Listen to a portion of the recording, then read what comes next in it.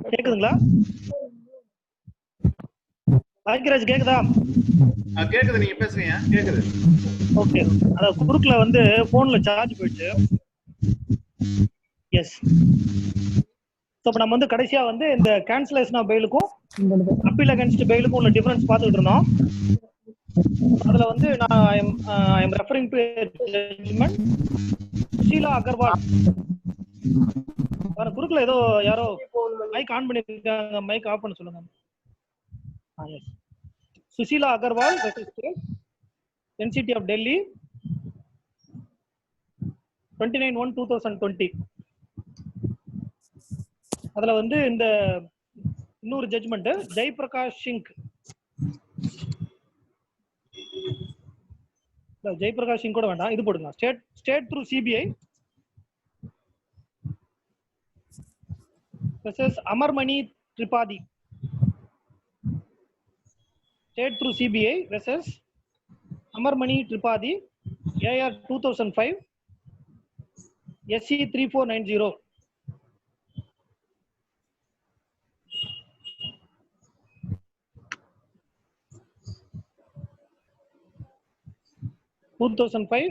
SC 3490. So இது வந்து உங்களுக்கு அப்பீல் அகைன்ஸ்ட் பெயிலுக்கும் கேன்சலேஷன் ஆஃப் பெயிலுக்கும் உள்ள டிஃபரன்ஸ் சொல்லுது. அடுத்தது எப்ப ஒரு பெயிலை கேன்சல் பண்ணலாம் அப்படிங்கிறதுக்கு ஒரு citation. State Delhi administration versus Sanjay Gandhi. State Delhi administration versus Sanjay Gandhi 1978 2 SCC 411.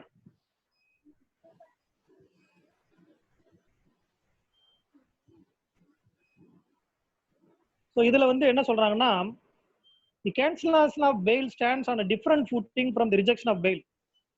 ஒரு பெயிலை ரிஜெக்ட் பண்றதுங்கிறது வேற, கேன்சல் பண்றதுங்கிறது வேற. Rejection of bail when bail is applied for is on one thing. Cancellation of bail already granted is quite another. It is easier to reject a bail application in a non-bailable case than to cancel a bail granted in such a case. Cancellation of bail necessarily involves the review of a decision already made and can by and large be permitted only if the reasons of supervening circumstances it would be no longer conducive to a fair trial to allow the accused to retain his freedom during the trial. So supervening circumstancesலயும் fair trial வந்து not possible அப்படிங்கிற ஒரு முடிவுக்கு வர வேண்டிய கட்டாயத்தில் இருக்கும் பொழுது நாம வந்து பெயிலை கேன்சல் பண்ணலாம் அப்படிங்கிறத state Delhi administration versus Sanjay காந்திங்கிற வழக்குல சுப்ரீம் கோர்ட் சொல்லியிருக்காங்க. 1978 2 SCC 411. இந்த ஜட்ஜ்மெண்ட் வந்து மேலும் பல வழக்குகள்ல ஃபாலோ பண்ணியிருக்காங்க. அதுக்கப்புறம் இதை ரொம்ப கிளீனா என்னென்ன கிரவுண்ட்ஸ்ல வந்து பெயிலை கேன்சல் பண்ணலாம் அப்படிங்கறத வந்து இன்னொரு ஜட்ஜ்மெண்ட்ல ரொம்ப தெளிவா சொல்லியிருக்காங்க. Raghubir Singh versus state of Bihar. Raghubir Singh versus state of Bihar 1986 4 SCC 481. 1986 4 SCC 481. Grounds for cancellation of bail under section 437(5) and 439(2) are identical. 437(5) பண்ணாலும் சரி 439(2) பண்ணாலும் சரி கிரவுண்ட்ஸ் ஒன்னே தான். என்னென்ன அப்படின்னா, ஒன்னு, accused misuses his liberty by indulging in similar criminal activity. பெயில்ல இருக்கும் பொழுது அதே போன்ற மற்றொரு குற்றத்தை செய்யறது. interferes with the course of investigation. விசாரணைக்கு ஊறு செய்யறது. attempts to tamper with the evidence or witnesses. சாட்சியத்தை கலைக்கிறது, சாட்சிகளை கலைக்கிறது. threatens witnesses or indulges in similar activities which would hamper smooth investigation. இன்வெஸ்டிகேஷனுக்கு இடையூறாக சாட்சிகளை வந்து மிரட்டுறது அல்லது அவங்களை கொண்டு போய் கடத்தின்னு போய் வச்சுக்கிறது, அந்த மாதிரியான விஷயங்கள் பண்றது. there is likelihood of his fleeing to another country. ஒரு நாட்டுல இருந்து இன்னொரு நாட்டுக்கு ஓடி போயிடுறது. attempts to make himself scarce by going underground or becoming unavailable to the investigation agency. attempts to place himself beyond the reach of his surety, etc. So இந்த சூழ்நிலைகள் மொத்தம் 7 சூழ்நிலை சொல்றாங்க. இந்த 7 சூழ்நிலைகள்ல நீங்க வந்து பெயில கேன்சல் பண்ணலாம் அப்படிங்கிறது தான் Raghubir Singh versus state of Bihar judgment சொல்லுது.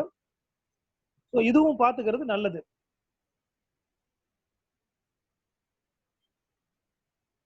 இந்த டெசிஷன்ஸ் வந்து பின்னாடி சப்சிக்வெண்டா Manjit Prakash and others versus Shobha Devi and another 2009 13 SEC 785, Manjit Prakash and others versus Shobha Devi and another 2009 13 SEC 785,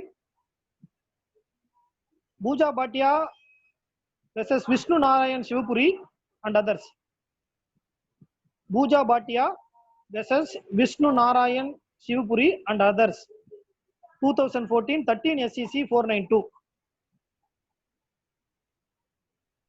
இதை மற்ற வழக்குகளையும் ஃபாலோ பண்ணிருக்காங்க. இந்த 2 மேற்சொன்ன வழக்குகளை ஃபாலோ பண்ணிருக்காங்க. ஸோ கேன்சலேஷன் ஆஃப் பெயிலை பொறுத்த வரைக்கும் நம்ம புரிஞ்சுக்க வேண்டியது என்னன்னா, பெயில் நிபந்தனைகளை மீறும் பொழுது ப்ராசிக்யூஷனோ அல்லது டிஃபேக்டோ கம்ப்ளைண்டோ நீதிமன்றத்தை அணுகி அவருக்கு ஏற்கனவே வழங்கப்பட்ட பிணையை ரத்து செய்ய கோரலாம் அப்படிங்கிறது தான். சரி, இப்போ வந்து பிரீச் ஆஃப் கண்டிஷன்ஸ். இப்போ வந்து பெட்டிஷனர் வந்து ட்ரையல் நடக்கும்போது டைலேட்டரி டாக்டிக்ஸ் அடாப்ட் பண்றாரு. கோர்ட்டுக்கு வர்றதே இல்லை, வாரண்ட் விடுறது, மறுபடியும் ரீகால் பண்றது, மறுபடியும் வாரண்ட் விடுறது, ரீகால் பண்றது, சாட்சிகளை குறுக்கு விசாரணை பண்ணாம டிலே பண்றது, இந்த மாதிரி எல்லாம் பண்ணாங்கன்னா அப்போ பெயில கேன்சல் பண்ணலாமா அப்படின்னா நிச்சயம் பண்ணலாம். If the petitioner adopts any dilatory tactics, it is open to the trial court to remand the petitioner to custody as per the decision of the Honorable Supreme Court in State of Uttar Pradesh versus Shambhunath Singh. State of Uttar Pradesh versus Shambhunath Singh. JT 2001 4 SC 319. JT na judgment today. 2001 4 SC 319. இந்த வழக்குல 309ல இருக்கக்கூடிய explanation 2 follow பண்ணி ட்ரையல்ல accused வந்து டைலேட்டரி tactics adapt பண்ணாருன்னா அவர் பெயில cancel பண்ணி மீண்டும் custody எடுக்கலாம் அப்படின்னு சொல்லியிருக்காங்க. ஏற்கனவே நம்ம சொன்னோம் 437 ஃபைல வந்து எந்த கோர்ட் வந்து பெயில் கொடுத்தாங்களோ அதே கோர்ட் வந்து பெயில கேன்சல் பண்ணலாம்னு சொன்னோம். அது மாதிரி இப்போ நீங்க செஷன்ஸ் கோர்ட் கொடுத்த பெயில செஷன்ஸ் தான் கேன்சல் பண்ண முடியும், ஹைகோர்ட் கொடுத்த பெயில ஹைகோர்ட் தான் கேன்சல் பண்ண முடியும். அப்போ இப்போ ஒரு மேஜிஸ்ட்ரியல் ட்ரையல் அஃபென்ஸ் அதுல வந்து ஹைகோர்ட்ல வந்து பெயில் கொடுத்துட்றாங்க, இவர் வந்து டைலேட்டரி டாக்டிக்ஸ் அடாப்ட் பண்றாரு, அப்போ மேஜிஸ்ட்ரேட்டு பெயில கேன்சல் பண்ண முடியுமா அப்படிங்கிற ஒரு கேள்வி. ஹைகோர்ட் கொடுத்த பெயில ஹைகோர்ட் தானே கேன்சல் பண்ண முடியும், மேஜிஸ்ட்ரேட் பண்ண முடியாது இல்லையா? ஸோ அந்த மாதிரி ஒரு சூழ்நிலையில தான் சுப்ரீம் கோர்ட் என்ன பண்ணாங்க, PK Shaji versus State of Kerala, PK Shaji versus State of Kerala 2005 AR SCW 5560. PK Shaji versus State of Kerala 2005 AR SCW 5560. இந்த வழக்குல என்ன சொன்னாங்கன்னா, கோர்ட் ஆஃப் செஷனோ ஹைகோர்ட்டோ 439ல பெயில் கொடுக்கும் பொழுது பெயில் நிபந்தனைகளை மீறினா கீழமை நீதிமன்றம் அதாவது மேஜிஸ்ட்ரேட் கோர்ட்டு பெயில கேன்சல் பண்ணலாம்னு அதிகாரம் வழங்கிட்டா அந்த ட்ரையல் கோர்ட் வந்து அதாவது மேஜிஸ்ட்ரேட் கோர்ட் வந்து அந்த பெயில தானே கொடுத்ததாக கருதி பெயில கேன்சல் பண்ணலாம் அப்படின்னு இந்த வழக்குல சொல்லியிருக்காங்க. ஸோ அப்ப இப்ப நீங்க சமீப காலங்களில் வரக்கூடிய தீர்ப்புகள் எல்லாம் பாத்தீங்கன்னா கடைசியா போட்டிருப்பாங்க, இந்த மாதிரி any of the conditions are வயலேட்டட்னா the court below is entitled to take action under as per the guidance of the PK Shaji versus state of Kerala அப்படின்னு ஒரு ஒன்று வரும். அதுக்கு காரணம் இதுதான், நீங்க வந்து ஹைகோர்ட் கொடுத்த பெயில்ல ட்ரையல் கோர்ட் ஆஃப் செஷனோ அல்லது மேஜிஸ்ட்ரேட் கோர்ட்டோ ட்ரையல் நடத்தும் பொழுது டைலேட்டரி டாக்டிக்ஸ் அடாப்ட் பண்ணி அவர் பெயில கேன்சல் பண்ணலான்னு பார்த்தா முடியாது, அதுக்காக ஹைகோர்ட் போக வேண்டிய ஒரு சூழ்நிலை வந்துடும்.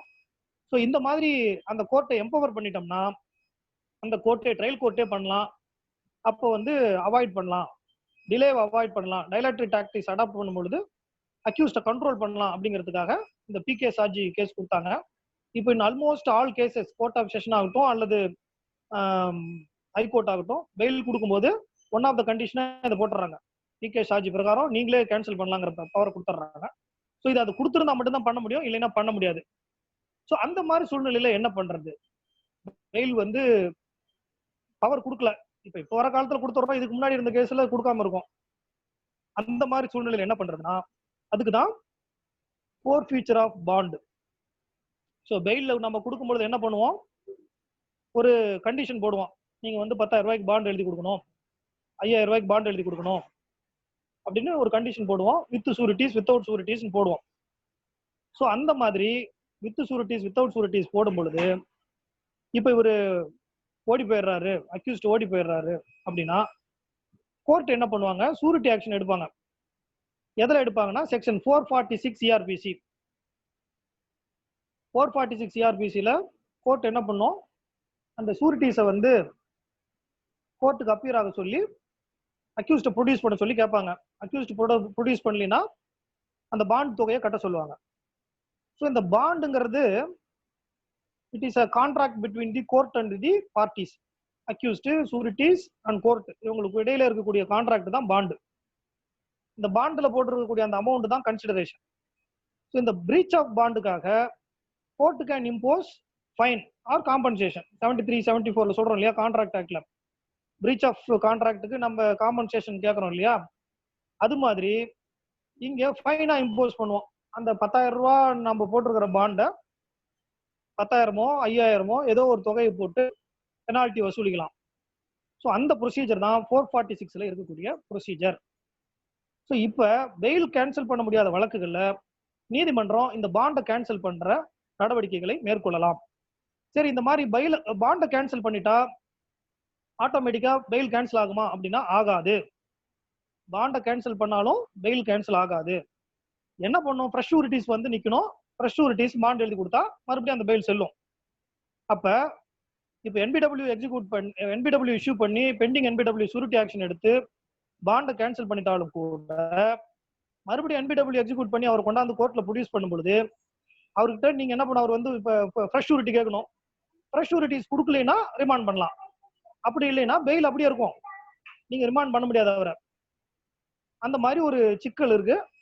ஸோ அதுக்கு அந்த ஜட்ஜ்மெண்ட் என்ன, அதுல ஒரு நிறைய ஒரு மார்ச் ஆஃப் லா இருக்கு. அதை மட்டும் சொல்லி நான் என்னுடைய உரையை முடிச்சுக்கலாம்னு நினைக்கிறேன். அதுல வந்து ஃபர்ஸ்ட் கேஸ் வந்து அப்பு அலை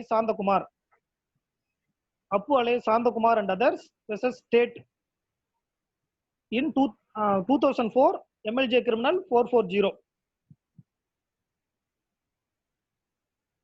அப்பு alias Santhakumar and other versus state 2004 MLJ criminal 440. இந்த வழக்குல என்ன சொல்றாங்கன்னா, if a person released on bail does not appear before the court and a non-bailable warrant was issued by the court against that person, as and when he is arrested and produced before the court which issued non-bailable warrant has to pass an order order கேக்கலையா? இப்ப கேக்குதா? கேக்கலங்கய்யா. கேக்குதா? Audible தான் sir. கேக்குதா? பாக்கியராஜ் கேக்கல போல இருக்கு. என்னாச்சு பாக்கியராஜ், தூங்கிட்டீங்களா? Audible sir. கேக்குதுல, ஓகே. சோ இப்ப இந்த அப்பு அலை சாந்தகுமார்ல என்ன சொன்னாங்கன்னா, நீங்க நான் பெயிலபிள் வாரண்ட் இஷ்யூ பண்ணும் பொழுது பெயில் பாண்டை வந்து ஃபோர்ஃபீட் பண்றீங்களா இல்லையா அப்படிங்கறத கோர்ட் சொல்லணும். ஸோ பாண்ட் ஃபோர்ஃபீட் பண்ணியிருந்தாங்கன்னா மறுபடியும் வந்து அவரை ப்ரொடியூஸ் பண்ணும் பொழுது பாண்ட் அண்ட் ஃப்ரெஷ் ஷூரிட்டிஸ் கேட்கணும். அது கொடுக்கலைன்னா அவரை ரிமாண்ட் பண்ணலாம், இல்லைன்னா பண்ண முடியாது அப்படின்னு அப்பு அலை சாந்தகுமார் சொல்லியிருந்தாங்க. அப்பு அலை சாந்தகுமார் வந்து கேஸ் வேர் பிடி வாரண்ட்ல வந்து ஒரு அக்யூஸ்ட கொண்டு வந்து அதுல ரெகுலர் வாரண்டா கன்வெர்ட் பண்ணிடுவாங்க அந்த கேஸ்ல அது. ஸோ அதுல என்ன சொன்னாங்க, அந்த மாதிரி பண்ண முடியாது, நீங்க பிடி வாரண்ட்ல கொண்டு வந்து ரெகுலர் வாரண்டா கன்வெர்ட் பண்ண முடியாது unless the fail is cancel அப்படின்னு சொல்லியிருந்தாங்க. ஸோ இது வந்து எப்ப நடந்தது அப்படின்னா 446A வர்றதுக்கு முன்னாடி. 446Aங்கிற ஒரு ப்ரொவிஷன் வந்து சப்சிக்வெண்டா இன்ட்ரோடியூஸ் பண்ணாங்க. ஸோ அந்த ப்ரொவிஷன் வர்றதுக்கு முன்னாடி 446ல வந்து நடவடிக்கைகள் எடுக்கும்போது இது வந்தது. 446A என்ன சொல்லுதுன்னு பாத்தீங்கன்னா, cancellation of bond and bail bond without prejudice to the provisions of section 446, where a bond under this code is for appearance of a person in a case and it is forfeited for breach of the condition, the bond executed by such person as well as the bond if any executed by one or more of his sureties in that case shall stand cancelled. So 446A நீங்க bond Bhagyaraj மைக்க mute பண்ணுங்க, பாருங்க ஏதோ sound வருது பாருங்க. பாக்குறேன் அந்த Redmi okay ஏதோ போட்டு உடைக்கிறாங்க. என் மேல இருக்கிற கோவத்தை பாத்திரத்து மேல காமிக்கிறாங்க. சரிங்க, கிளியரிங்க. ஓகே, க்ளோஸ் பண்ணுங்க. சோ 446A வந்த பிறகு என்ன நடந்தது அப்படின்னா, ஏற்கனவே நம்ம 446ல சொன்னோம் இல்லையா, பெயில் பாண்ட் கேன்சல் ஆனா பெயில் கேன்சல் ஆகாதுன்னு சொன்னோம் இல்லையா, அது மாதிரி இல்லாம 446A அக்யூஸ்டுக்கு மேல ப்ரொசீடிங்ஸ் எடுத்து பாண்டை கேன்சல் பண்ணிட்டோம்னா அவருடைய பெயிலும் ஆட்டோமேட்டிக்கா கேன்சல் ஆயிடும். அதுதான் 446A கொண்டு வந்த மாற்றம். சோ இத வந்து சொன்ன ஜட்ஜ்மெண்ட் என்னன்னு பாத்தீங்கன்னா, Prabhakaran versus state. Prabhakaran versus state 2010 2 MLJ criminal 353.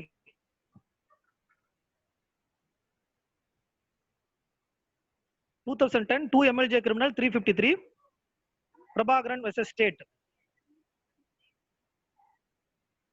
இதுல என்ன சொல்றாங்கன்னா, it emerges tacitly clear that prior to the introduction of section 446A, the bail bond shall stand cancelled only when the bail is cancelled either under section 437 or 439 of the Code of Criminal Procedure, whereas now such cancellation take place automatically by operation of section 446A of the Criminal Procedure Code without there being an order of cancellation of bail.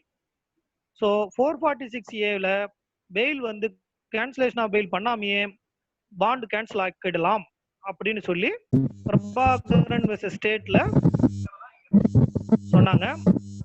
அதை follow பண்ணி இன்னொரு judgement Pillappan versus state. Pillappan versus state 2018 3 CTC 156. இந்த ஜட்ஜ்மெண்ட்டை வந்து கவனமா குறிச்சிங்க, ஏன்னா இப்போதைக்கு இதுதான் கோர்ஸ் த ஃபீல்டு. NBW எக்ஸிக்யூட் பண்ணி வரும்போது என்ன நடைமுறைங்கிறத இந்த ஜட்ஜ்மெண்ட் சொல்லுது. Pillappan versus state 2018 3 CTC 156. அந்த ப்ரொசீஜர் அப்படியே படிக்கிறேன் for the benefit of all. In a case involving a bailable or non-bailable offence, whether granted by the superior court or by magistrate, does not appear on hearing date and no petition is filed by dispensing with his presence, non-bailable warrant can be issued.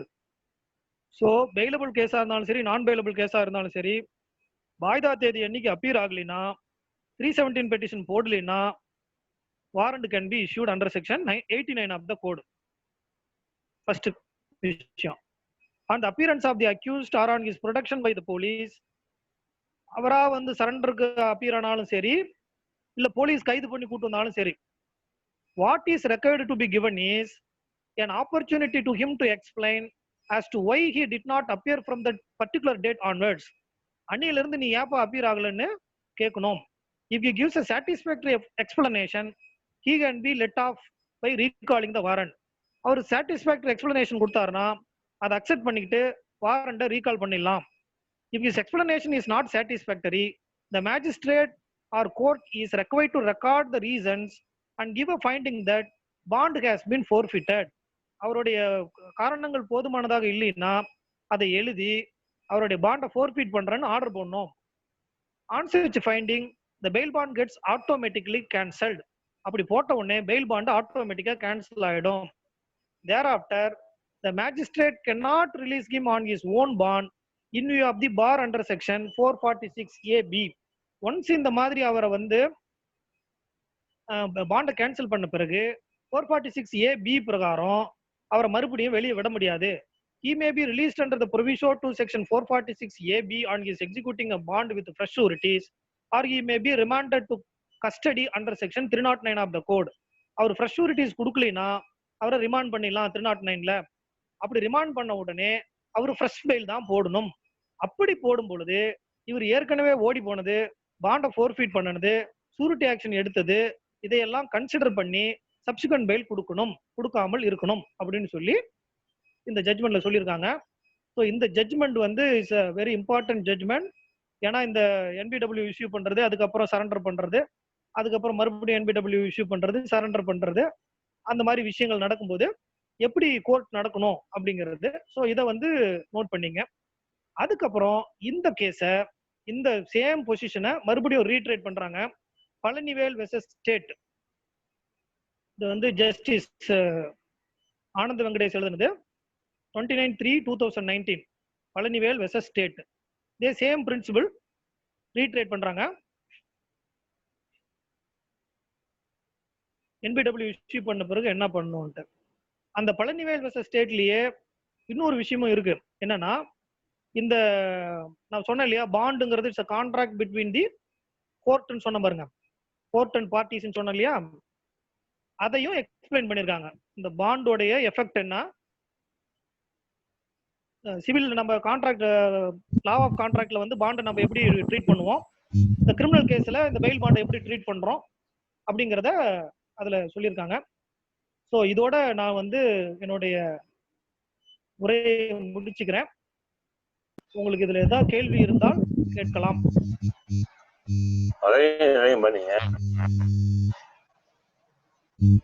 கேள்வி இருக்கிறவங்க ஒரு option இருக்கு, அந்த ஆப்ஷன்ல வந்து rice தி hand இருக்கும், அதுல hand rice பண்ணலாம். ரைஸ் ஹேண்ட் பண்ணவங்கள பாக்கியராஜ் வந்து 1 by 1 கூப்பிடுவாரு. அது வரைக்கும் மியூட்ல இருங்க.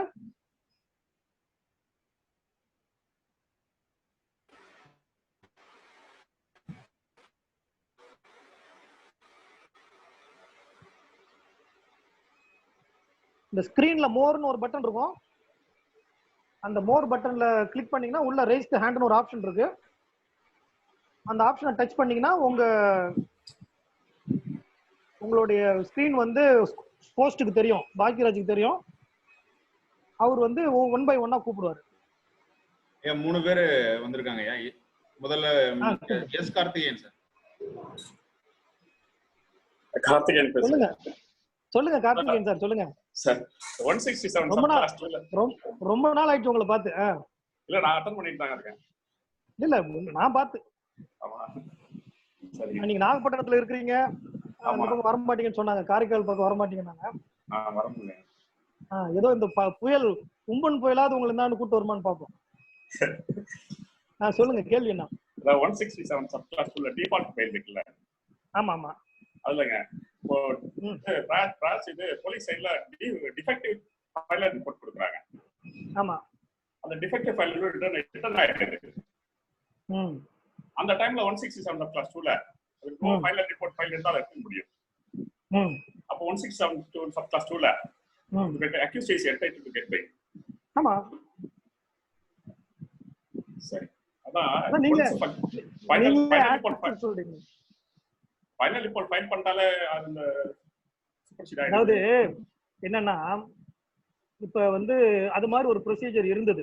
நீங்க வந்து சார்ஜ் ஷீட் போட்டாங்கன்னா அந்த சார்ஜ் ஷீட்ல இது இல்ல அது இல்லன்னு சொல்லி ரிட்டர்ன் போடணும் அப்படிங்கிற ஒரு ப்ரொவிஷன் இருந்தது. ஆக்சுவலா நீங்க சிஆர்பிசிலயோ கிரிமினல் ரூல்ஸ் ஆஃப் பிராக்டிஸ்லயோ அந்த மாதிரி ப்ரொவிஷன் கிடையாது.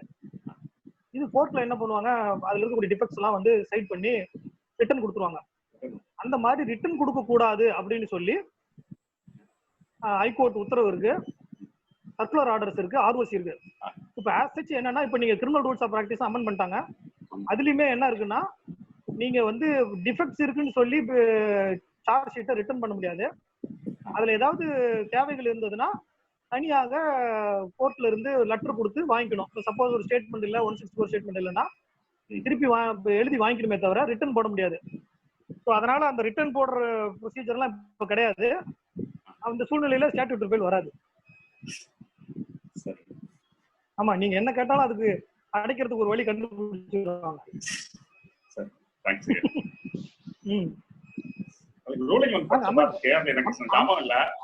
இல்ல நீங்க amended criminal rules of practice பாருங்க. Criminal rules of practice amend பண்ணி 1/1/2020 இருந்து எஃபெக்ட் வந்துருச்சு. சார்.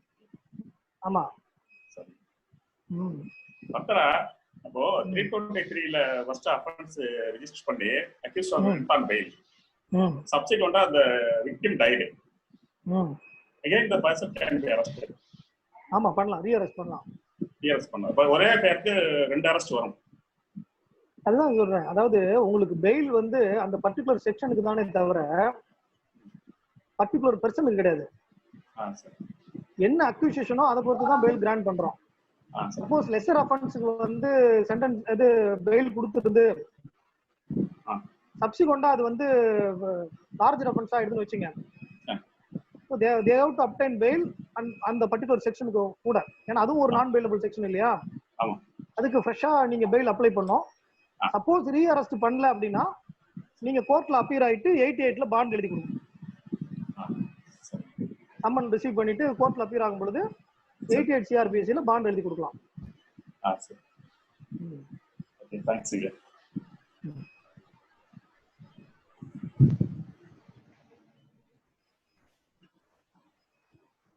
அடுத்து next Nagore Meeran sir.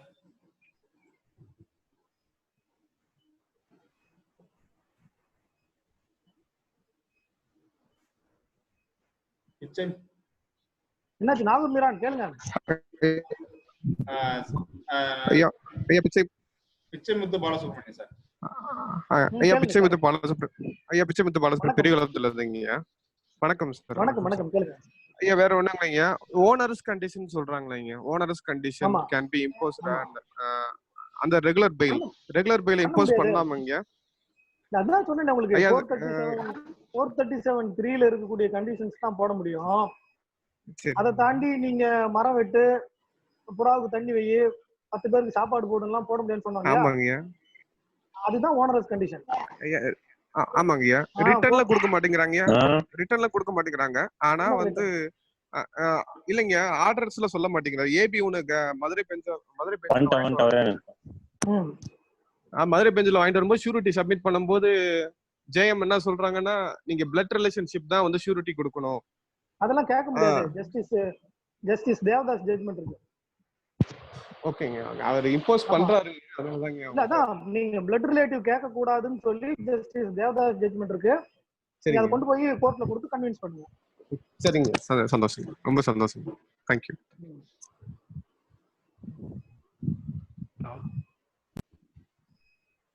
Nagore Meeran sir. Sir Nagore Meeran sir, நீங்க ஐயா வணக்கம். ஐயா வணக்கம் நாகூர் மீரான் சொல்லுங்க சார். கேக்கு ஐயா வணக்கம். நல்லா இருக்கீங்களா ஐயா? நல்லா இருக்கேன், கேளுங்க ஐயா. இப்ப நான் பெயிலபிளா 5 பேரை அரெஸ்ட் பண்றாங்க. சரிங்க. அதுல A5க்கு பெயில் கிராண்டட் செஷன்ஸ் கோர்ட். அப்ப அந்த ஒரு காரணத்தை வச்சுக்கிட்டு A1க்கும் கேட்கும் போது பெயில் கிராண்ட் பண்றாங்க ஐயா. அது வந்து எப்படிங்க ஐயா? A1க்கும் அதே ஒரே கிரைம் நம்பரு, மொத்தம் 5 அக்யூஸ்டு. கேரக்டர் பாத்தீங்கன்னா A1க்கு தான் இருக்கும், A5க்கு இல்லாம இருந்திருக்கும், பெயில் கொடுத்துருப்பாங்க. சேம் அக்யூஸ்டு ஆல்ரெடி பெயில் கிராண்டட்னு சொல்லி அந்த ஒரு இதை வச்சுக்கிட்டு கிராண்ட் பண்றாங்க. அதனால அது எப்படிங்க ஐயா பாசிபிள் ஆகும்? அதுதான் சொல்றேன், நீங்க A1 A2 A3ங்கிறது வந்து கோர்ட்டை பைண்ட் பண்ணாது. அது போலீஸ் கொடுக்குற ரேங்க். கோர்ட்டை பொறுத்த வரைக்கும் அவங்களுடைய அக்யூசேஷன் தான் வில் வெயிட். என்னென்ன அவங்க மேல குற்றம் சொல்லிருக்கு. A1க்கு ஓவர் டாக்டா இல்லாம கூட இருக்கலாம், இவங்க அவங்க A1 காமிச்சிருக்கலாம். அதுக்காக A1க்கு பெயில் கொடுக்க கூடாதா என்ன? A1 A2ங்கிறது போலீஸ் கொடுக்கறது. அதுவும் போலீஸ் எப்படி கொடுக்குறாங்க? கம்ப்ளைண்ட் பேஸ் பண்ணி கொடுக்குறாங்க. கம்ப்ளைண்ட்டுக்கு தெரியுமா யாரை A1 போடணும், யாரை A2 போடணும் தெரியுமா? அவர் தெரிஞ்ச பேர்லாம் எழுதி கொடுப்பாரு. அதை பேஸ் பண்ணி இவங்க A1 A2 A3 போட்டுருவாங்க. இப்ப நம்ம பார்க்க வேண்டியது ஓவர் டாக்ஸ் என்னங்கிறதான் பார்க்கணுமே தவிர அவருக்கு மேல இருக்கக்கூடிய அக்யூசேஷன் என்ன, அது எந்த அஃபென்சஸ் அட்ராக்ட் பண்ணுது. நம்ம முன்ன சொன்னோம் இல்லையா, சுப்ரீம் கோர்ட்டுடைய முன் தீர்ப்புகள் சொன்னோம் இல்லையா, அந்த முன் தீர்ப்புகளை சொல்லி இருக்கக்கூடிய சூழ்நிலைகளை கருத்தில் கொண்டு இவர் A1 A2 பார்க்காம அவருக்கு பெயில் கொடுக்கலாமா கொடுக்க வேண்டாமான்னு தான் பார்க்கணும். ரேங்க் என்ன பண்ணும்? சரி சரி. போலீஸ் நினைச்சா அப்புறம் ஒண்ணுமே பண்ணாதவன கூட A1 போட்டு விடலாமே. ஆமாங்க. கோர்ட் வந்து ரேங்க கவுண்ட் பண்ணக்கூடாது. கோர்ட் வந்து ரேங்க கவுண்ட் பண்ணக்கூடாது. It has to see the overt act, gravity of offense, accusation, அதனுடைய ரீசனபிள் மெட்டீரியல்ஸ் என்ன அவைலபிளா இருக்கு, பிரிமா ஃபேஸ் மெட்டீரியல்ஸ் என்ன அவைலபிளா இருக்கு அப்படிங்கறதெல்லாம் பார்த்துட்டு கொடுக்கறதுனா கொடுக்கலாம், ரெஃப்யூஸ் பண்றதுனா ரெஃப்யூஸ் பண்ணலாம். சரிங்க. இன்னொரு क्वेश्चनங்க.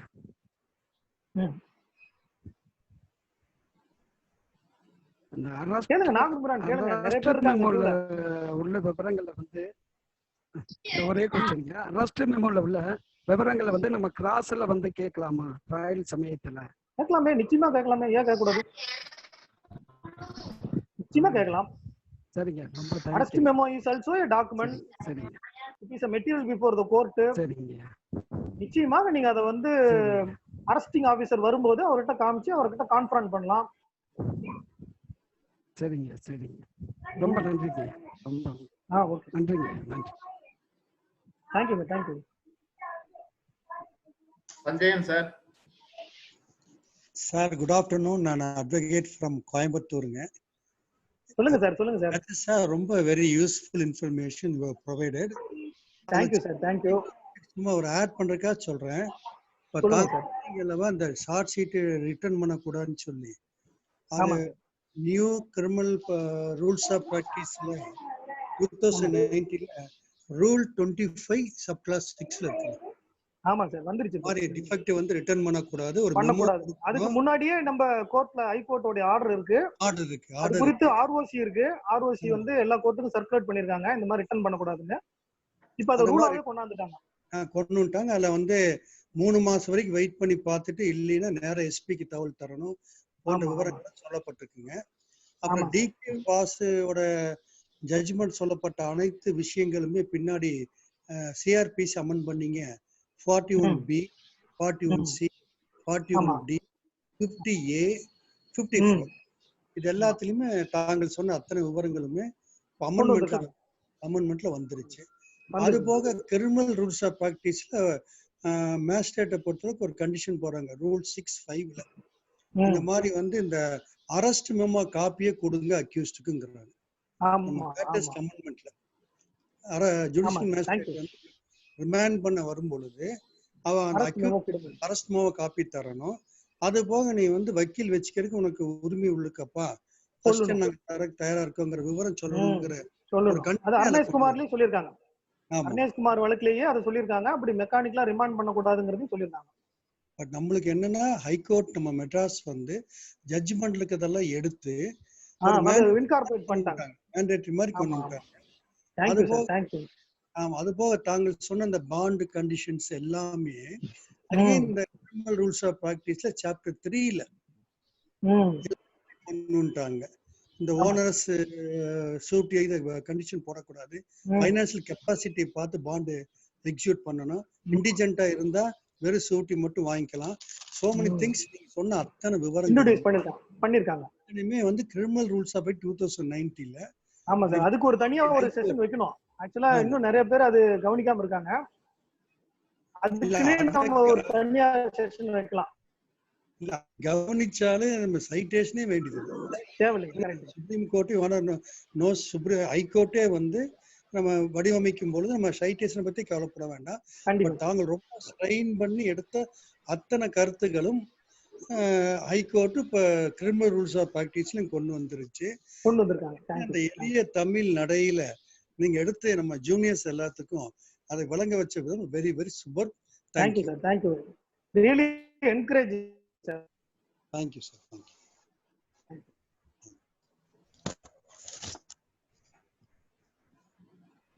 அசோக் குமார்.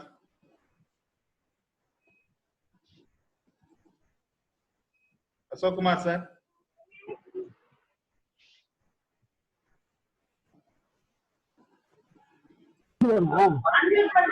கிருஷ்ணன் சார்.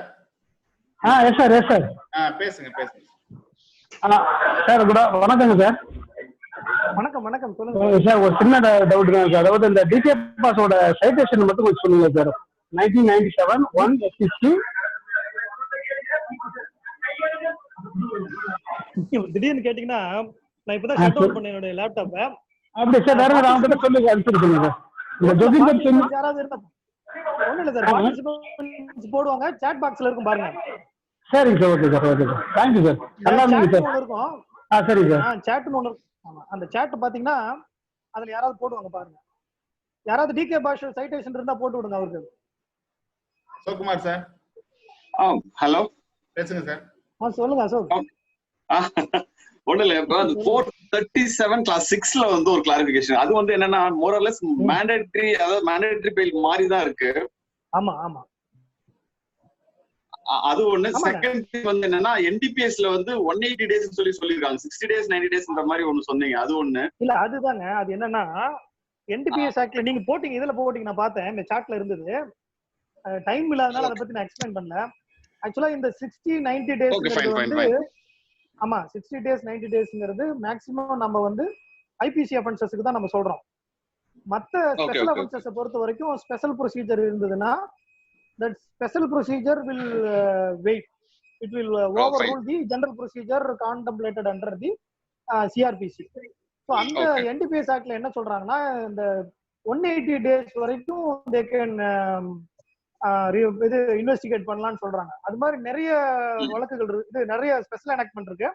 அந்த ஸ்பெஷல் எனாக்ட்மெண்ட் எல்லாத்துலயுமே இந்த மாதிரி 180 டேஸ் மோக்கான்னு ஒண்ணு இருக்கு, அதுலயும் 180 டேஸ் போட்டிருக்காங்க. அதனால அதுல வந்து இந்த 90 டேஸ் வர்றது இல்ல. அந்த கேஸ்ல 180 days as per that provision. நீங்க 37 நினைக்கிறேன் NDPS ஆக்ட்ல அதுல வரும். அதனால அது 180 டேஸ் வருது. அது மாதிரி சீரியஸ் அஃபென்சஸ்ல இந்த இந்த லிமிடேஷனை வந்து இன்க்ரீஸ் பண்ணிருக்காங்க, 60 டேஸ் 90 டேஸ்ங்கிறது. அது 437 கிளாஸ் 6ங்க. கிளாஸ் 6 வந்து அதுல வந்து இப்ப நம்ம கேஸ் நடத்திட்டே இருக்கோங்க. நடத்திக்கிட்டே இருக்கும்போது இன்கிரிமினேட்டிங் மெட்டீரியலே ஒண்ணுமே அவர் மேல இல்லைன்னு வச்சுங்க, அவர் அப்புறம் வச்சுக்கிட்டு என்ன பண்றது? கஸ்டடியில வைக்கிறது வேஸ்ட் இல்ல. அப்புறம் அவர் நாளைக்கு வந்து காம்பன்சேஷன் எல்லாம் கேட்பாரா இல்லையா? அதனால இன்கிரிமினேட்டிங் சர்க்கம்ஸ்டன்சஸ் அவர் மேல இல்லாத போது அவரை நீங்க விடுதலை பண்ணிடலாங்கிறது தான். விடுதலை பண்றது இந்த சென்ஸ் கஸ்டடியில இருந்து வெளியே விட்டுறலாம். அதுக்கப்புறம் இந்த ட்ரையல் ஃபார்மாலிட்டி கம்ப்ளீட் பண்ணிட்டு விடுதலை பண்ணலாங்க. ஓகே, இல்ல இப்ப இருக்கிற பொசிஷன் என்ன ஆப்ஜெக்ட்னா நீங்க இல்ல என்ன ஆப்ஜெக்ட் என்னன்னு கேட்டீங்கன்னா அந்த ஒவ்வொரு பர்சனோட பர்சனல் லிபர்ட்டியும் ஹேஸ் டு பி பிரிசர்வ்ட் இல்லையா? அவர் மேல அவரை குற்றம் ருசுவாவதற்கான சாட்சியங்கள் இருக்கும் பொழுது அவரை உள்ள வச்சிருக்கிறதுக்கு நியாயம் இருக்கு, போதுமான காரணம் இருக்கு. இப்ப வரக்கூடிய சாட்சிகள் எதுவுமே அவருக்கு எதிராக பேசல, எதுவுமே சாட்சிகளோ முன்னிறுத்தப்படவில்லைன்னா அதுக்கப்புறம் அவருடைய பர்சனல் லிபர்ட்டி கர்டைல் பண்றது எந்த வகையில நியாயம்? நிச்சயமா அது மேண்டேட்டரி தான். ஆமா. ஓகே, இன்னொரு கொஸ்டின்ங்க. இப்ப இருக்கிற பொசிஷன் நான் கேட்க, இப்ப என்னன்னா ஒரு கேஸ்ல வந்து பாத்தீங்கன்னா 6 அக்யூஸ்ட் இருக்காங்க. ஒரு அக்யூஸ்ட், அதாவது வந்து 6 பேருக்கு அகைன்ஸ்ட் வந்து NBW பெண்டிங். இப்போ இந்த சிச்சுவேஷன்ல வந்து என்னன்னா ஒரு அக்யூஸ்ட வந்து NBW எக்ஸிக்யூட் பண்ணி கொண்டு வந்து ரிமாண்ட் பண்ணியாச்சு. சோ அதுல வந்து நாங்க பெயில் போட்டு எடுத்துறோம், அது இஷ்யூஸ் இல்ல. இப்போ ரிமைனிங் மத்த 5 அக்யூஸ்ட் வந்து பாத்தீங்கன்னா இப்போ வந்து அவங்க NBW பெண்டிங்ல இருக்கு. நாங்க வந்து இப்போ வாரண்ட் ரீகால் பண்ணணும்னு நினைக்கிறோம், ஆனா கோர்ட்ல இப்ப சரண்டர் பண்ண முடியாது. இப்ப நாங்க அவங்களுக்கு பெயில் போடணும் அப்படின்னாலும், ஏன்னா பெயில் வந்து இருக்குன்னு கேன்சல் ஆகல. இப்ப எங்களுக்கு வந்து நாங்க என்ன பண்ணா சரியா இருக்கும்? அதுக்குதான் பில் அப் வெர்சஸ் ஸ்டேட் அப்பியர்ஸ்ங்கிற வார்த்தை இருக்கு பாருங்க அதுல. நீங்க கைது பண்ணா மட்டும் இல்ல, அப்பியர் ஆனாலும் பண்ணலாம். இல்லங்க, பண்ணலாம். ஓகே, இப்ப எங்களுக்கு வந்து இந்த 70 கிளாஸ் 2ல போறதுக்கான ஒரு ஆப்பர்ச்சுனிட்டி எங்களுக்கு இருக்கு. இப்ப நாங்க அத வந்து இப்ப கோர்ட்ல கொடுத்தா வந்து என்னன்னா, இப்ப நாங்க அக்யூஸ்டா வந்து சரண்டர் பண்ண முடியாது. 70 கிளாஸ் 2ல நீங்க போடுறீங்க இல்லீங்களா, கேன்சலேஷன் ஆஃப் வாரண்ட் போடுறீங்கல்ல, அந்த கேன்சலேஷன் ஆஃப் வாரண்ட் போடும்போது தான் இதெல்லாம் பண்ணணும்னு சொல்றாங்க அந்த பில்லப்பன் கேஸ்ல. ஓகே, பண்ணலாம்னு இருக்குங்க. இல்ல இன் கேஸ் நம்ம ரெகுலரா பண்ற மாதிரி 70 சப் கிளாஸ் 2ல பாத்தீங்கன்னா 70 சப் கிளாஸ் 2ல பாத்தீங்கன்னா ரெண்டு விஷயம் சொல்லிருப்பாங்க. ஒன்னு வந்து எக்ஸிகியூஷன், இன்னொன்னு வந்து கேன்சலேஷன். ஒன்ஸ் வந்து இது எக்ஸிக்யூட் ஆயிடுச்சுன்னா it will cancel automatically 70 sub clause 2ல. அல்லது நீங்களே வந்து அப்பியர் ஆகி வாலண்டரியா இதை கேன்சல் பண்ணுங்கன்னு கேட்கலாம். இந்த ரெண்டு ஈவெண்ட்லயுமே எக்ஸிக்யூட் பண்ணி கோர்ட்ல கொண்டாந்து ப்ரொடியூஸ் பண்ணும்போதும் சரி, அல்லது நீங்களா நீதிமன்றத்துல ஆஜராகி கேன்சல் பண்ணுங்கன்னு கேட்கும் போதும் சரி, அப்ப என்ன ப்ரொசீஜர் ஃபாலோ பண்ணுங்கிறது தான் பில்லப்பன் வெர்சஸ் ஸ்டேட்டும் பழனிக்குமார் வெர்சஸ் ஸ்டேட்டும் சொல்றாங்க. அந்த அதுல இருக்கக்கூடிய கைட்லைன்ஸ் ஃபாலோ பண்ணுங்க, அவ்வளவுதான். இல்லங்க சிம்பிள். என்னோட இது என்னன்னா இப்போ எங்களுக்கு அது வந்து என்னன்னா அது நீங்க சொல்றது டிஸ்கிரிப்ஷன் ஆஃப் மேஜிஸ்ட்ரேட் அவர் என்னன்னாலும் பண்ணலாம், தட்ஸ் ஃபைன். இப்போ என்னன்னா நாங்க வந்து இல்ல ஓகேங்க இல்ல இப்போ எனக்கான ரெமடிஸ் நான் என்ன கேக்குறேன்னா இப்போ இந்த 5 பேரை வந்து நான் செக்யூர் பண்ணணும். இப்ப என்னன்னா எங்களுக்கு வந்து இப்ப 70 கிளாஸ் 2ல வந்து நாங்க சரண்டர் பண்ணா வந்து உள்ள கோர்ட்டுக்குள்ள அலோவ் பண்றது இல்ல. அகைன் வந்து நாங்க வந்து ஈவன் இன் கேஸ் வந்து டிஸ்ட்ரிக்ட் கோர்ட் பெயில் போனாலும் பெயில் கேன்சலும் ஆகல. சோ இந்த சிச்சுவேஷன்ல வந்து இப்ப நாங்க வந்து இல்ல அதாவது என்னன்னா அவங்களோட பிரசன்ஸ் இல்லாம வந்து ரீகால் பண்ணலான்ற ஒரு பொசிஷனும் சில ஜட்ஜ்மெண்ட்ஸ் சொல்லியிருக்காங்க. பட் என்னன்னா எங்களுக்கு வந்து என்னன்னா இப்ப வந்து நீங்க 70 கிளாஸ் 2ல வந்து நாங்க ரீகால் பண்றதுக்கான வாய்ப்பு வந்து என்னன்னா இப்ப நாங்க வந்து ஒரு பெட்டிஷன் போடுறோம். அதை வந்து அவர் என்ன சொல்லிட்டாரு அப்படின்னா நீங்க வந்து டிஸ்ட்ரிக்ட் கோர்ட்ல போய் பார்த்தோம் பெயில் மாதிரி போட்டு எடுத்துருவாங்க அப்படின்றாரு. சோ அங்க எனக்கு இப்ப என்ன டவுட்னா நான் பெயிலே எங்களுக்கு இன்னும் கேன்சல் ஆகல அப்படின்ற பட்சத்துல நாங்க இன்னொரு பெயில் போட்டா வந்து அங்க லை ஆகுமா அப்படின்றது ஒரு பெரிய சந்தேகமா இருக்கு. நீங்க ஆகாது தானே அதுதானே அந்த அப்புவலை Santhakumar, Prabhakaran versus state, Pillappan versus state, Palanikumar versus state எல்லாம் சொல்லுது. ஓகேங்க இப்ப நாங்க பெயில் வந்து நாங்க டிஸ்ட்ரிக்ட் கோர்ட் போலாமா போக கூடாதா? போறதுக்கு வாய்ப்பு இருக்கு இல்லையா? பெயில் ஏற்கனவே இருக்கிற பெயில் இருக்கும்போது எப்படி செகண்ட் பெயில் எப்படி வரும்? when there is a earlier bail, unless the bail is cancelled, நீங்க எப்படி புதுசா எப்படி bail மூவ் பண்ண முடியும்? ரைட். அதான் ஏன்னா இங்க வந்து எங்களுக்கு வந்து அந்த மாதிரி தான் எங்களுக்கு என்ன ஒரு ரிப்ளை கிடைச்சது. இப்ப நான் வந்து நான் போடுறேன் அந்த மாதிரி வந்து 70 கிளாஸ் 2ல நான் வந்து ஒரு பெட்டிஷன் ஒன்று போடுறேன் அப்படின்னு சொன்னா நான் அது வந்து என்டர்டெயினே பண்ண மாட்டேன். இந்த சிச்சுவேஷன் சரண்டர் பண்ணாம நான் எப்படி பெயில் விடுறது அப்படின்ற ஒரு கேள்வி அங்க போயிட்டு வாங்க அப்படின்ற மாதிரி சொல்லிட்டாருங்க. அதெல்லாம் நீங்க பாருங்க கோர்ட் அவங்க டிஸ்கிரிப்ஷன் எக்ஸர்சைஸ் பண்றது நம்ம வந்து இப்படி ஒரு பப்ளிக் ஃபாரம்ல பேச முடியுமா? இண்டிபெண்டன்ட் கோர்ட் அந்தந்த ஃபேக்ட்ஸ் அண்ட் சர்க்கம்ஸ்டன்சஸ் அது பொறுத்தது. Okay fine. ஜெனரலா நம்ம இப்படி தான் பண்ணனும்னு சொல்ல முடியாது. சோ நமக்கு கைட்லைன்ஸ் வந்து நமக்கு கைட்லைன்ஸ் வந்து இந்த வழக்குகள் தான். இந்த முன் தீர்ப்பு இருக்கிறதுனால நீங்க இத கொண்டு போய் அந்த கோர்ட்ல காமிச்சு கேன்வாஸ் பண்ணலாம், அவ்வளவுதான். Okay thanks. அதுக்கப்புறம் it is depending upon the judge who sits on the paper. அவர் அந்த வழக்கினுடைய தாரதமியத்தை பார்த்து தானே உத்தரவு போடுவார். Okay thanks. ஓகே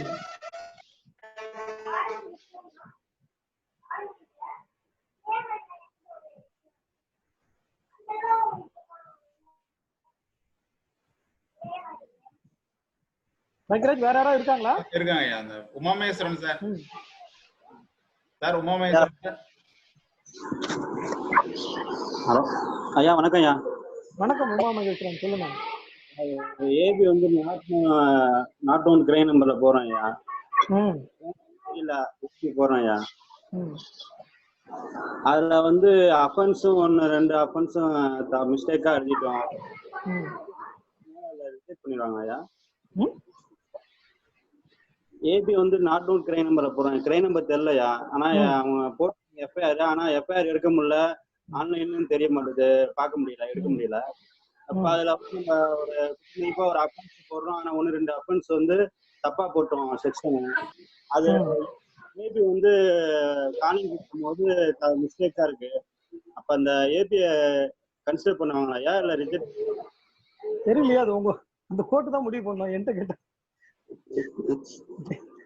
பேப்பர் இருக்கு. பிபி வந்து இந்த மாதிரி இல்ல உமாமகேஸ்வரன், இது போல நீதிமன்றங்கள்ல நிலுவையில் இருக்கக்கூடிய வழக்குகள்ல கேள்வி கேட்க கூடாது. ஏன்னா அது அந்த கோர்ட் என்ன முடிவு எடுக்க போறாங்க, அவங்க கையில இருக்கு பேப்பரு. உங்க வாதங்கள், ப்ராசிக்யூஷனுடைய பிரதிவாதங்கள் எல்லாம் கேட்டு அவங்க முடிவு எடுப்பாங்க. நம்ம இங்க வந்து சட்டத்தை பேசுறதுக்கு மட்டும்தான் இருக்கிறோம். அவங்க எப்படி ஆர்டர் பண்ணணும், இவங்க எப்படி ஆர்டர் பண்ணணும் சொல்றதுக்கு இருக்கோம். அதனால இங்க வந்து அந்த மாதிரி பெண்டிங் கேசஸ் எல்லாம் டவுட் கேட்காதீங்க. நன்றியா. ஓகே.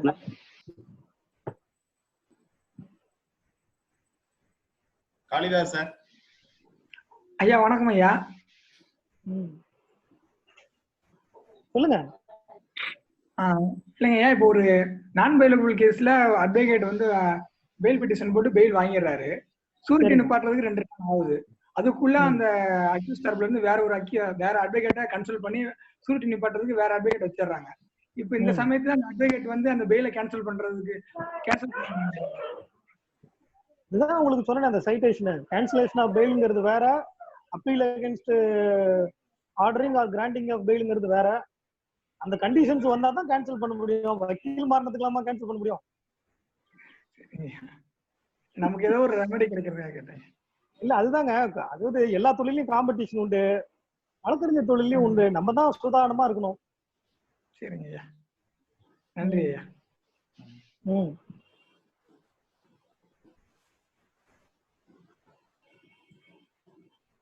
ராஜ்குமார் சார். ஐயா வணக்கம் ஐயா. G good morning G. ரெண்டு ராஜ்குமார் இருக்காங்க. எந்த ராஜ்குமார்? செங்கல்பட்டு ராஜ்குமார். செங்கல்பட்டு ராஜ்குமார் சொல்லுங்க. பாக்ஸோ கேஸ்ல பெயிலுக்கு ஈஸியா இருக்கும். எங்களுக்கு என்னன்னா 164ல மேஸ்டர் கையில கொடுத்த விக்டிம் கொடுத்த வாக்கு மூலம் சம்டைம்ஸ் எங்களுக்கு சாதகமா இருக்கு. இத பெயில் பேசும்போது ஈஸியா இருக்கும். அது எப்ப என்டைட்டில் ஜி? செல்வநாதன் வெர்சஸ் ஸ்டேட்னு ஒரு கேஸ் இருக்கு இல்லையா? சரி ஜி. செல்வநாதன் வெர்சஸ் ஸ்டேட்னு ஒன்னு இருக்கு. அந்த கேஸ்ல என்ன சொல்றாங்க? எஃப்ஐஆர் சார்ஜ் ஷீட் போடும்போது தான் இதெல்லாம் கொடுக்கணும்னு சொல்றாங்க. அதுக்கு முன்னாடி கொடுக்கூடாதுன்னு சொல்றாங்க. நீங்க வந்து அது மட்டும் இல்லாம நம்ம இந்த ஜட்மெண்ட் இருக்கு இல்லையா,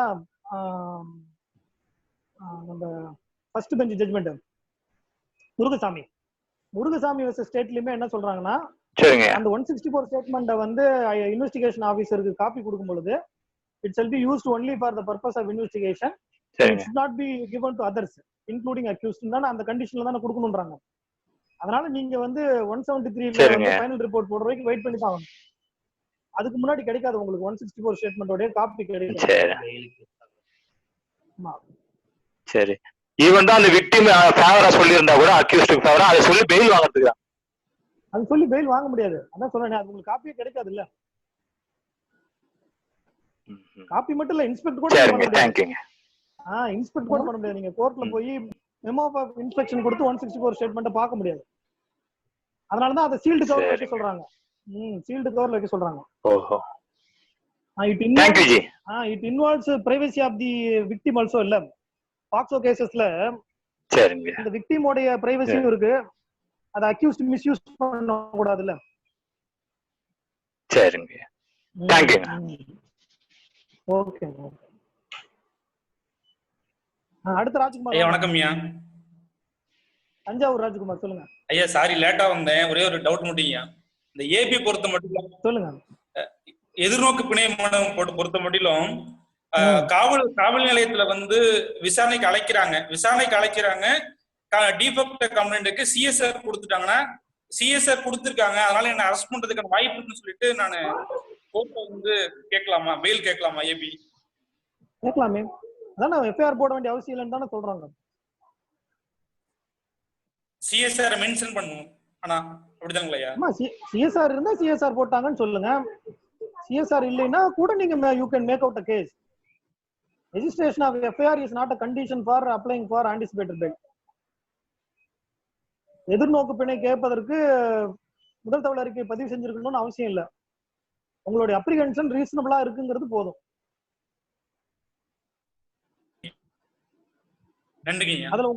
அதுல உங்களுக்கு இன்வெஸ்டிகேஷனுக்காக கூப்பிடுறாங்கிறது ஒரு ரீசனபிள் அப்ரிஹென்ஷன் தானே உங்களுக்கு. பட் ஆனா கூப்பிடுறதுக்கான இப்ப எதுவுமே கொடுக்கறது இல்ல. நமக்கு ஒரு லெட்டர் நோட்டீஸ் கூடாமையே கூப்பிடுறாங்க, ஐயா கூப்பிடுறாங்கன்னு சொல்லிட்டு கம்ப்ளைண்ட் கூப்பிடுறாங்க அப்படின்னு சொல்லிட்டு அக்யூஸ்ட் கூட்டு போறாங்க, ஸ்டேஷன்ல வச்சிருக்காங்க. பெரும்பாலும் இந்த லீவ் டேஸ்க்கு முன்னாடி வெள்ளிக்கிழமை வரைக்கும் எஃப்ஐஆரே போடாம சிஎஸ்ஆர் கொடுக்காம சனி ஞாயிறு கொண்டு பர்சனலா பெக்னரி பேஸ்ல பண்றாங்கல்ல, அதுக்கு டாக்குமெண்ட் நெசசிட்டியா விசாரணைக்கு? அதுக்கு தானே டிகே பாஸ் வயலேஷன்லாம் சொல்லியிருக்கோம். நீங்க கஸ்டடி எடுக்கிறதுக்கோ அரெஸ்ட் பண்றதுக்கோ இந்த இதை நீங்க வயலேட் பண்ணக்கூடாது இல்லையா? டிகே பாஷன், ஜோகிந்தர் குமார் அதெல்லாம் இருக்குல்ல, அதெல்லாம் கண்டெம்ப்டா ட்ரீட் பண்ணலாம். சரிங்க. நம்ம தான் அதெல்லாம் ஃபாலோ பண்றது இல்ல. டிகே பாஷுவும் இதுவும் இது பாருங்க, சீனியர் கவுன்சில் வந்து சொன்னாரு டிகே பாசுல இருந்த விஷயங்கள் எல்லாத்தையுமே இப்ப சிஆர்பிசிலே கொண்டு வந்துட்டாங்க.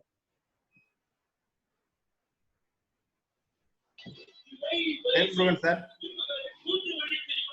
Velmurugan sir. Sir good afternoon sir. வணக்கம் வேல்முருகன், சொல்லுங்க சார். Good afternoon sir. வணக்கம், சொல்லுங்க சார். எனக்கு இப்ப இந்த லேட்டஸ்ட் அமெண்ட்மெண்ட் இந்த கிரிமினல் ரூல்ஸ் ஆஃப் பிராக்டிஸ் இருக்குங்க சார், அதுல வந்து இந்த ஷூரிட்டி அஃபிடேவிட் ஒரு லிஸ்ட் ஆஃப் இது கொடுத்து அதை பண்ண சொல்றாங்க ஃபார்ம் 46. அது வந்து எல்லா கேஸுக்கும் அப்ளை ஆகுமா இல்ல ஸ்பெசிபிக்கா இன்சால்வன்சி சர்டிபிகேட் அதாவது சால்வன்சி சர்டிபிகேட் ப்ரொடியூஸ் பண்ணல அப்படின்றதுக்கு மட்டும் அது கொடுத்தா போதும்? ஏன்னா இப்போ வந்து சால்வன்சி சர்டிபிகேட் எல்லாத்துக்கும் நீங்க மேண்டேட்டரி கிடையாது அப்படின்னு சொல்லிட்டாங்க இல்லீங்களா? இல்ல நான் அது அந்த ரூலை பார்க்கல இன்னும். அது தனியா ஒரு கிளாஸ்ல வச்சுக்கோ. இப்போ நீங்க சார் உங்க வாய்ஸ் கேட்கவே இல்ல சார். என் வாய்ஸ் கேட்கவே இல்லையா? கேக்குதா? இல்ல எனக்கு அதுதான் சார் அந்த பாண்ட் ரிலேட்டட் क्वेश्चन தான். ஆமா இல்ல இதப்ப கேக்குதா உனக்கு இப்ப? அதான் அது என்ன ரூல்ங்கறது நான் இன்னும் பார்க்கல. கேக்குது சார். அதான் அந்த ரூல் என்னன்னு பார்க்கல. கேக்குதுங்க சார்.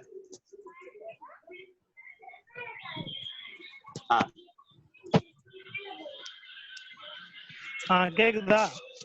ஓகேங்க சார். அப்ப நெக்ஸ்ட் கிளாஸ் அது பண்ணும்போது இது பண்ணிக்கலாம். ஆமா ஓகே. கேக்குதுங்க sir.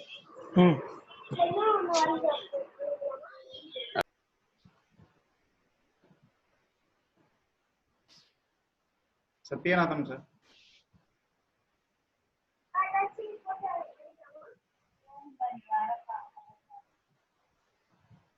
Sir Sathyanathan sir. Sir வணக்கம் சார். வணக்கம் சொல்லுங்க ஐயா. திருச்சி மாவட்டம் மணப்பாறையில இருந்து பேசுறேன். ஐயாவுடைய வகுப்பு எனக்கு நல்லா யூஸ்ஃபுல்லா இருந்ததுங்க. தேங்க்யூ.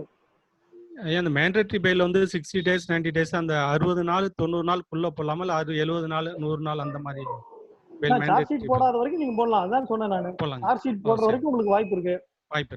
சரி. அப்ப நீ 60 நாள் முடிஞ்சிருச்சு 61வது நாள் சார்ஜ் ஷீட் போட்டாங்கன்னா போய்டும். ஓகேங்க. போடலனா எப்ப வேணாலும் போடலாம். அந்த மேண்டேட்டரி. ஆமா சார்ஜ் ஷீட் போடுற வரைக்கும் உங்களுக்கு வாய்ப்பு இருக்கு. ஓகேங்க. இல்ல within 60 days குள்ள அப்படிங்கற மாதிரி அப்படியே இல்ல குள்ள கிடையாது. ஆஃப்டர் 60 days தான். 60 நாள் முடிந்த பிறகு 60 நாள் முடிந்த பிறகு சார்ஜ் ஷீட் போடாத வரைக்கும். தேங்க்யூ. சரி ரொம்ப நன்றிங்க. சரி. தேங்க்யூ. ஐயா அவ்வளவுதாங்க முடிஞ்சு. Okay thank you for all. Thank you for your fashion hearing. இன்னொரு நன்றி. யாரோ சொல்றாங்க. நன்றி sir. Thank you. We will wind up the session with this. Thanks for all. நன்றி.